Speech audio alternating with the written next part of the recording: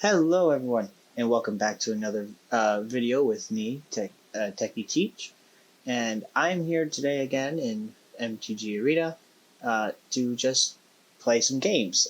My goal for this episode is just to go through, I have a daily quest right now, just to cast some blue or green spells. We are going to run this deck I have called Large and In Charge. It's one of the pre-built decks that they provide for the game, but this is a way for me to be able to get free gold coins, which I can then use to buy packs and everything like that. I am currently saving up my gold as I am trying to build a specific kind of deck that I think would be fun to run, and once I'm able to do that, I'll be able to show you guys what kind of deck I'm talking about. But for now, I'm just like to get us right into a game, and hopefully I'll be able to show you guys how well these cards and how well matches play out in actual time compared to when I was playing Sparky during my What Is MTG video. Alright, so as I said, I'm playing a Large and In Charge. It's all green cards this time around compared to the Eldrazi, which had Devoid. These guys are officially all green. This is actually not too bad hand. There's some abilities here that I will talk about. We have +1/+1 counters, but we also have a new thing called Trample. It says it up there, but if a creature is blocked by another creature when it comes out onto the field when it attacks, if that creature that is stronger that's attacking wins, they can then deal excess damage to their opponent. So I'm going to start by playing a forest, and that is all I can play this turn, so it automatically is going to go to their turn. Right, and they're going to play a Poison Dart Frog. Ooh, that's some cool art.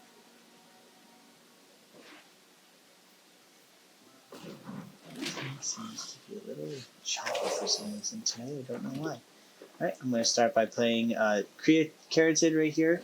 This plant creature, when I can tap it for one any color mana, but I can also, if I have a creature that's 4 or stronger, I can actually add 2 mana of any one color to it instead. So this turn, I'm able to play Baloth Pack Hunter, which this is a creature with Trample. He's a nice big guy. He'll be great for being able to attack this turn, but we have to be careful because if he attacks and they choose to block, they can block with all 3 of their creatures, killing Pack Hunter.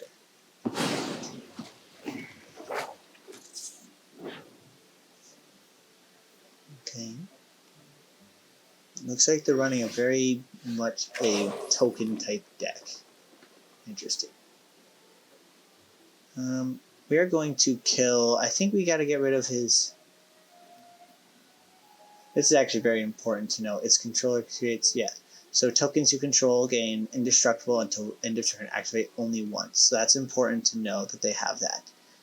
Poison Dart Frog we might actually end up getting rid of just because it's kind of a pain to have a creature that's optionally both going to get Death Touch, which means that if it deals damage to any creature, that creature automatically dies. But it also has a way of just gaining health, giving free mana, just like how Caryatid does. So now with that out of the way, we can now go and we can attack with Baloth Pack Hunter. Why am I attacking with Pack Hunter? Because if they choose to, they could block with all 3 of their creatures, or they could even block with just one of their creatures. But the goal is with Pack Hunter is to actually bait them. Okay, so they're going to do it this way. So we're going to actually kill Dedicated Dollmaker then. And on top of that, we are going to give him Stony Strength, which will give him a +1/+1, making him a 4/4. Okay, so now all of his tokens had indestructible, so they all survived. So they did exactly what I thought would happen. Not fun. Things are about to get a little tough for me now. So I have only 1 creature to block with. They have 3 attackers. I'm in a sticky situation here, but that's okay. choose blockers. We're not going to block because I will be needing that mana. And then this turn I can play you. And then when Affectionate Indrik comes out, I can target a creature. They can fight, and their creature will lose because my creature's a 4/4. There's the 1/2. All right, things are about to get a little fast-paced now. They're going to keep making tokens. That's going to be a continuous thing from now on that they'll do. Making tokens and making sure they have mana. This one probably gives them... Yep, you've gained 5 more. Whenever a creature you control enters, you gain 1 life. So every single one of these cards here is giving them a creature. So every creature that comes in will now give them life, which is going to be a pain, in all honesty, because of the fact that now this creature will always perpetually be giving them life. I'm going to use Jungle Devil's ability, making him a 2/2. Now, he only has 3 creatures to block with, so I'm going to actually use this opportunity to attack with my 4/4. It's important to try and chip away at many of these as possible. The danger is going to come after this turn, because all of his creatures are about to get +1/+1s, which means they're going to be... actually, it's this turn, apparently, that they get the +1/+1s. So things are very dangerous this turn. We might end up losing right here, right now. But that's okay. I'm not playing this one to win. I was playing it to mainly have creatures that can protect and block.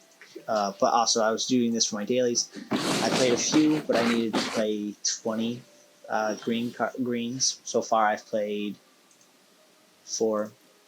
I'll play 8 total, which isn't bad for a start. But this turn, I'm going to hold off on attacking with anything. Just give my creatures some strength.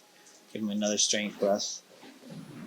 And then that will be it for the turn, giving me only 2 creatures to block with. It will be their win, but that's okay. You win some, you lose some.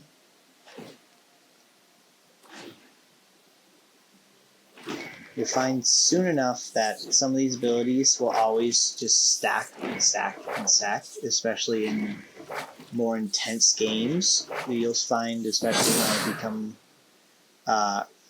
coming into next ranked season, which starts in September here, I will be making a series hopefully on trying to go to Mythic, and because of that, the goal will be to hopefully make it to Mythic, which is the highest rank you can get in Arena. Will I get there? I don't know, but it'd be cool to make it. So I'll have you guys join me along on that journey. And we've been going for about 8 minutes, so we have enough time. We can go through for a second match here and see what we can get. All right. I'll pause and I'll see you guys right when the match gets ready to start. Okay, and welcome back, everyone. So we have a new match right now. I'm again going first. This hand, I'm going to mulligan. My only creature I'm able to play costs 5 mana. I only have 3 mana available to me, and then everything else is a spell of some kind. So we're going to mulligan, which means that I can only keep 6 cards. Oh gosh, man. I'm going to have to mulligan again. Yes, this one, okay, we'll keep this. We'll keep 5. We have to get rid of 2 cards. We will get rid of... We only have 2 mana, so we have to keep that in mind. I think we get rid of Affectionate Indrik. And if we get rid of Sentinel Spider, that gets rid of the 2 biggest things in my hand, allowing me to play creatures. Always courteous to introduce and say hello.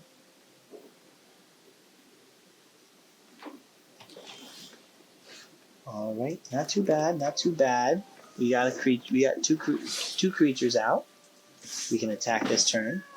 Now, after your creatures attack, I know I didn't really attack much with my Eldrazi's during my What Is, but when your creature attacks, they do become tapped, which means you can't do anything with them.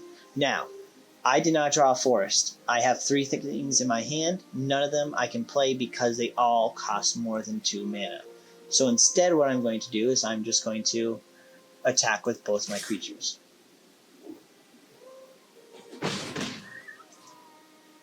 And once I start explaining things a little bit more often, and you guys hopefully start understanding and getting the gist of how things are going to work in this game, I'll do a little less in the explanation department and more focusing on how to win. Okay, so we are getting good. We have another way of getting mana. That gives us a good thing there. I am going to attack because I would like for them to block and kill. They did not, sadly. I'm wondering if they're playing a deck that I've actually been thinking about making, which is a squirrel deck. This is the deck I was mentioning, which means that... nope, that's not... It's a good way of getting rid of my mana, sadly, which hurts. But we'll see if we can't hopefully survive a little bit. Alright, hey, we at least got another mana. So, sadly we can't play anything big, but we can get that on the field.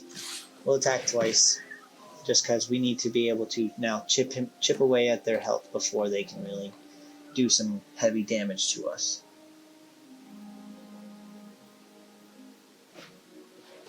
Okay, second squirrel. This is where things start activating.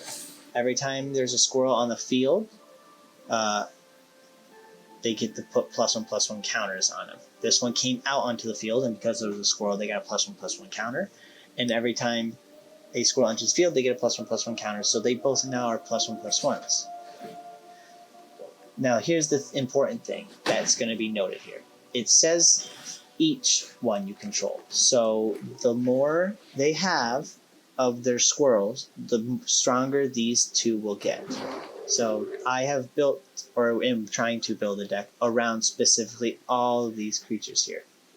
So right now what I'm going to do actually is I'm going to hold off on attacking because I need to be able to survive long enough to deal some damage. And they're going to get another +1/+1 counter because on top of squirrels, if they get food tokens, which they can pay sacrifice and they get 2 life from it, or 3 life, my mistake. Oh, yep, now they're going to get really big. Because both this golem is a food token, or is a food, and then this is a food. And now it's going to kill, yep, back hunter. This might be another game that has these guys. Okay, well, their creatures sadly have, remember, trample, so even with blocking, this one's going to deal 4 damage to me, and this one's still going to do 5 damage to me. It's okay, I'll survive this round, but next round I will lose. So what's important to me right now is, again, just being able to cast some cards, trying to get this daily completed, so it's not too big of a concern for me.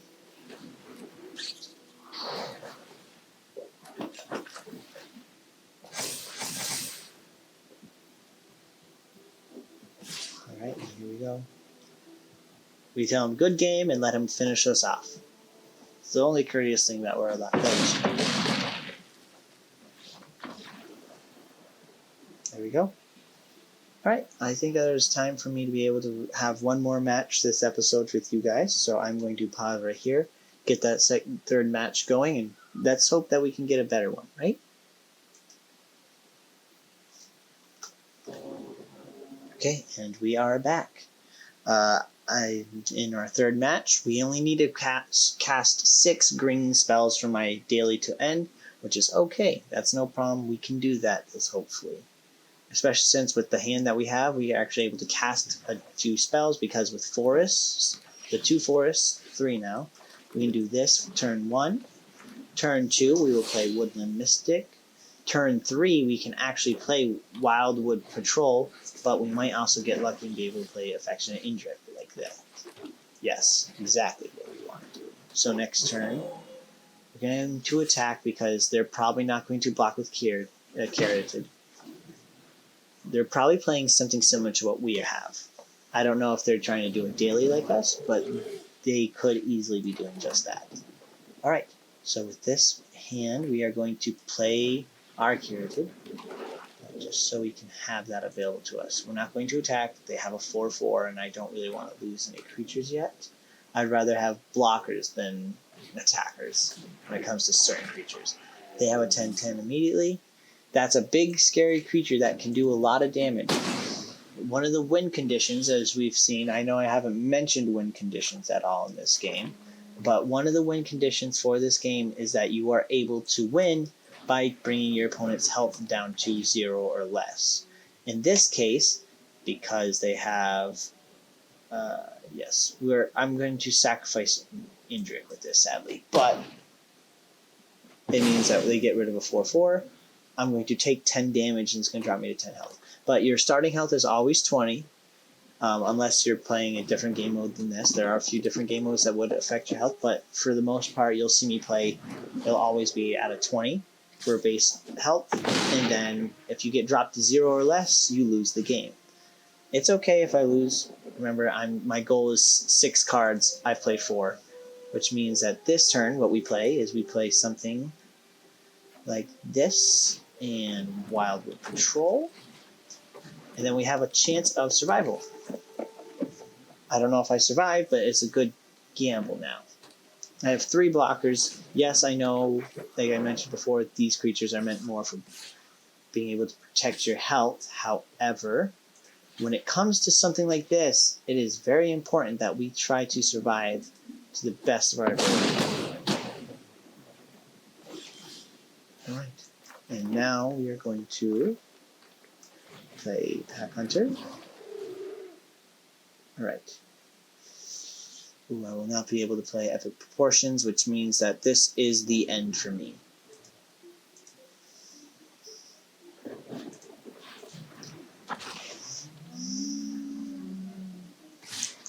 I took care of my dailies. That's all that really matters with this deck. I'm trying to just play, hopefully warm myself up, and get ready for what comes next, which is going to be playing against actual,